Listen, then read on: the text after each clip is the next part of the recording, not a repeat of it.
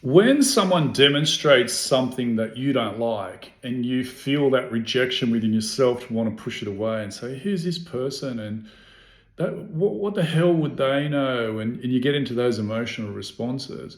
That's you projecting your shit onto reality, because to be in a unconditionally self-loving space is to be loving and centered within and receiving and seeing, knowing that all things are feedback. So that endeavor to push things away is the endeavor to hide from things you're disowning in yourself. Now, I know that's deep and it's hard, and it's complex, and it's not exactly straightforward, but it was a very, very emotional lesson, deep lesson for me, because in pushing those things away, and especially in a relationship, you're actually disowning things and blaming. And when you're in this blaming mode and these modes where you don't want to experience what it is that you're experiencing within, you'll do your best to push them away. And that's normal, it's what we all do. But in that reflection, when we go into those things and break them down and piece them back together and come back to that center with them, balance them, loving, grateful center, those things other people do don't stir a response within us because they're not reflecting something within us that we perceive is missing. And those things that we perceive is missing, we look for in others, whether we're conscious of it or not. So if we perceive that someone else has this trait or has this particular thing that they do and they're so good at that, we want to go to those people who seem to have things that we don't or we're missing. And when we don't love that part of ourselves, we don't acknowledge and accept that part of ourselves, we haven't integrated that part of ourselves, we look for it in someone else. We feel like something's missing and, oh no, if I don't have, I'll chase it. And I'm exactly the same. And that's what, underneath all those things, when I broke down those things in that unconditionally self-loving, the addictions, like you said, the addictions fall away, is in those, the need to fill that void falls away. And that need to fill the void can be met by all different things. That's why there's this statement, HALT, hungry, angry, lonely, tired. These are all the states, there's 4 of them.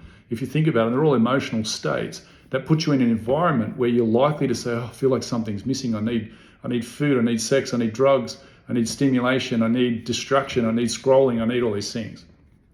And getting in there to do that key work, those big things, collapses those things, and they no longer control you. There's no longer this energy vacuum. And it's bizarre because you actually experience those things. You're like, holy shit, this thing's happening before me, but it has no effect on me. It used to have an effect on me, it has zero effect. So, and the thing is that because you experienced it so long, you just push it aside like, oh, that's just how things are. No, that's the things within, that's the work, that's the path, that's the journey to unconditional self-loving. And when those things are gone, you acknowledge that, you're like, holy shit, how long has this been controlling me? How long have I been living an unconscious life? Like, I think because my lights are on and my eyes are open and I'm making these decisions that I'm really captaining this ship. But when really it's those things within that are captaining it below the levels of below the subconscious in the unconscious. These things in the unconscious and embedded in there are the stewards that guide us towards thinking we want something. Like, I want the latest, greatest watch because it's going to make me feel better, or I want to have this because of whatever. Okay, do the work, jump in there, rip these things out, go to that place, break those things, work them, balance them, loving, grateful center, and ask yourself, do you still want those things? And for me, what I experience is I don't really want that much. There's things that I'm inspired by, but the inspiration that comes through, what comes through to drive that vision and inspiration of what I'm inspired to go towards, not coming from a place of lack or need or something that I'm trying to escape from that, therefore I'll get this because it'll help me escape from that. There's no compulsions, no impulsions, there's no addictions and sub-addictions, there's none of that stuff that's in there that's propelling me in those directions. So it's just that, it's more pure form of connection to my awareness of myself, unhindered, unblocked flow. And then just following this inspiration, and then it's not necessarily about a decision, do I like or don't like what's in front of me? No, it's receiving. I'm receiving all things that are in front of me, and I'm processing and endeavoring to understand all things, and I'm committed to all things in front of me in my experience field, and I give it an open heart and give it everything I've got to experience those things around me, to make everything an artistic expression of myself. So I've gone from the old person to the artist. I now see myself as the work of art. I see my life as a work of art. I see everything I touch as a work of art, because it's all coming from my heart. It's all coming from my creator experience. So those are the things about getting clear on those and seeing those things in reflection. So anything you see will witness in behavior of someone else that stirs a response within you to want to push it away. That's not them. That's you. That's your shit. That's you not owning your shit. That's you projecting it outwards. When you turn that back inwards, you go, okay, go into those things. Let's go in there. Let's go in there and have a look. This is the thing. Like it's this confronting, and that's why it's like when we're in a relationship dynamic and we're in a situation, and it's like an echo chamber, because there's things in me I don't want to disown. There's things in my partner they don't want to disown. And we echo chamber and bounce these things off, and I can see clearly what you're not owning and you should do this and that. But if it stimulates an emotional response in me, then I have the issue.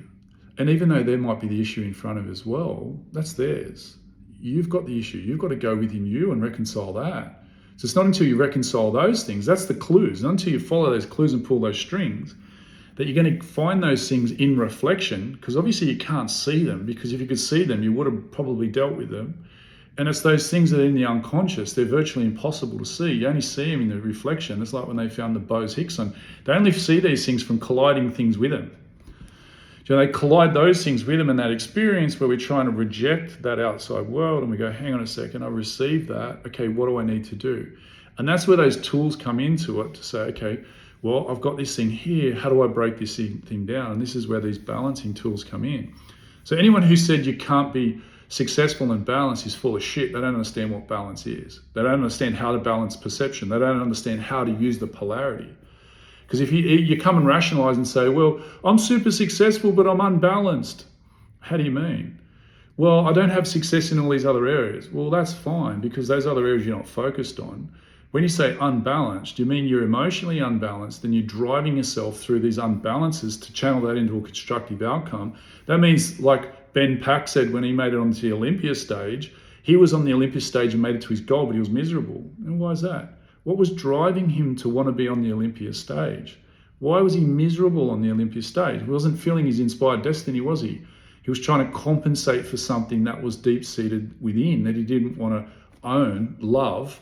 And this is the thing about those things that drive bodybuilders. Have a think about that. And that's irrelevant. That's his journey, and I can share that journey. And this is the thing about all of us, is that just because you're successful has no outward indication that you have mastered yourself, or you've confronted those things within yourself, and you've actually got there through an inspired vision, or you've been compelled to get there through your unconscious drivers and needs, those things that you don't want to deal with. So when you look at someone from the outside and say, oh, they're successful, that's not an indication of whether they actually have a degree of self-mastery and they're an inspired vision.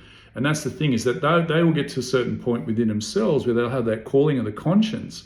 They know they've got to hear the calling, the metaphorical calling. They've got to answer the call. And they've got to go and step out into the darkness, go into those dark reaches and find the mentor and respond to the call.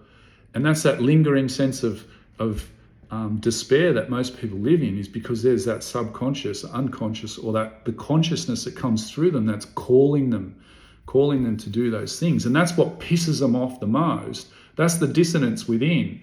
When they see those things in reflection from others and they go, oh, I don't want to own that shit, and piss it off, when they go and have a sleep and they sleep on it, they know there's a part of them that says, fuck, there's something in this for me. And I've got to work out how to deal with this. And this is the thing, is that when the outside world keeps reflecting these things to you, all it's doing is put you in the vice to keep tightening up. Say, hey, you can either learn, embrace these things and expand your heart and transcend your journey and transcend your story and escape your story, or you can continue to perpetuate your story by denying those things and running the unconscious program to continue it on. But what happens, the same thing that happened to me, is that story just keeps fucking repeating. So you either say, okay, I'm going to take this on board. This is my opportunity to find in reflection the inner things that I need, that the true gifts and the nuggets and the gold and the healing that I need to expand and transcend, expand myself to this new level, this new being and all these things. Or I can reject that and go back to the unconscious program. So anything that you see in others that you don't like is you projecting your shit and expectations on the external reality. That's your shit. That's shit you haven't owned. Because as my dad says, if it bothers you, the shit's in your pants.